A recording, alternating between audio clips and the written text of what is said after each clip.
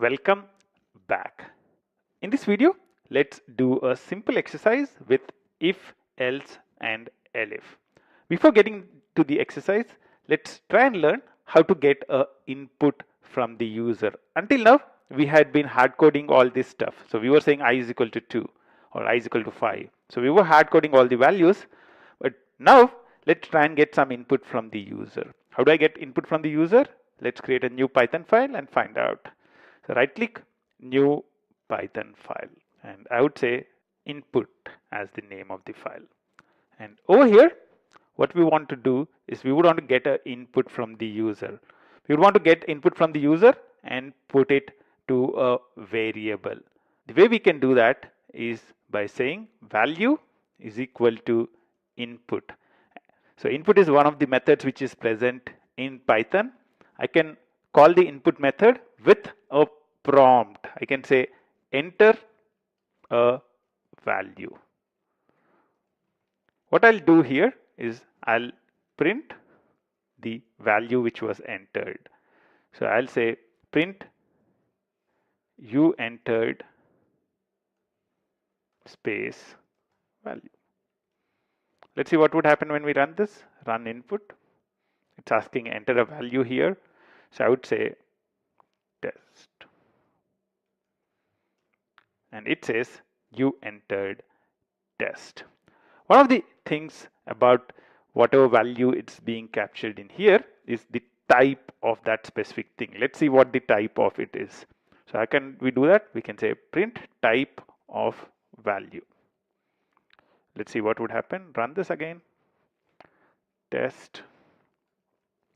So you can see that it has a class of string. So this is kind of a text value.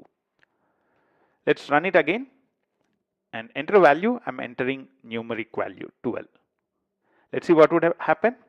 Even though I entered a numeric value, it still has a class of str. What I would want is I would want to get a number as an input. The way I can convert a string to number is by using, do you remember which function? Yep, it's int function. So what we can do here is we can say integer underscore value is equal to int of value. So we can call the int function to get the integer value, and now you would see that I would actually replace integer value instead of value. And let's run this. Enter a value. I'm entering 15, and now it says you entered 15 and the type is int. The reason I would want it to be an integer value is later we would want to be able to do operations on top of it. Now that you know how to capture an int value from a user, what we want to do now is we would want to write a simple program. We would want to design a menu. So what we want is we would want to ask user for input. We would want to ask him to enter two numbers, and we would want to ask him to choose an operation: add, multiply, divide or subtract. So add is 1, multiply is 2, divide is 3 and subtract is 4. So we would want user to enter two numbers and choose an operation, and based on whatever operation user chooses, we would want to be able to show the result. A sample execution is shown in here. We would want to be able to say enter number, user enters 2, enter number, user enters 4, and then we print the menu. We say 1 is add, 2 is subtract, 3 is divide, 4 is multiply, and we would ask him choose the operation, and he's choosing 4. That basically means he wants to be multiplying the values, and we would print that the result is 2 into 4, which is 8. If we chose 1 as the operation, then we would do addition and we would do 2 plus 4 and we would show 6 as the output. So try and think how you would design a program like this, how you design a menu like this. You can pause the video in here and you can try this as an exercise. Let's now go and look at the solution. What I'll do is I'll create a new file, right click, new Python file. I'll call this number underscore menu. And the first thing which we want to do is we would want to be able to get the input from the user. So let's get the two numbers as input. So I would say number 1 is equal to input of enter number 1. Next one is number 2 is input of number 2. One of the important things is input gives us a string. So I would want to be able to convert that to int. So I'll directly call int on top of input. So what we are doing in here, make sure that the parentheses match. So we are getting the input and we are converting it to a int value directly in here. We are not creating another temporary variable for that.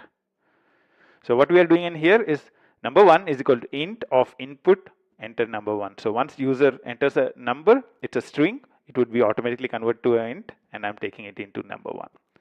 And number 2 is equal to that. For now, let's just print number 1 plus number 2. Let's see if this works fine before we go any further. It's better to take step by step. So enter a value. Oops, the wrong program is being executed. So let's kill this. Let's do a right click, run number menu. Now it's executing the right program. Enter number 1, I would want to say 12.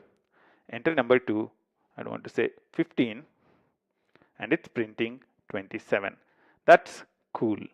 Now, what we would now want to print is the menu, right? So I would say print. The shortcut to copy the line is Control D or Command D. So it copies the same thing again and again, Control D or Command D. And the first one is add. The second operation is subtract. The third operation is divide. And the fourth operation is multiply. And after that, you would want to again get the choice from the user. So we would say choice is equal to choose operation. I would want to have a few new lines at the start just to give some space. Let's go ahead and print the choice before we do anything with it. Print choice. Let's see what would happen. Enter number 1, I would enter 10. Enter number 2, 20. And let's say the operation I would want to choose is 1. It's not really important. So you can see that it's by default doing addition, number 1 plus number 2. That's cool, 30. And it's printing the operation which was chosen. That's cool as well. You are all set to continue with this exercise and write the if condition that is needed to perform the operation as per the choice of the user. I'll end this part of the step in here, writing the if condition, the if, elif, and the else condition as an exercise from here. And I'll see you in the next video. Until then, bye-bye.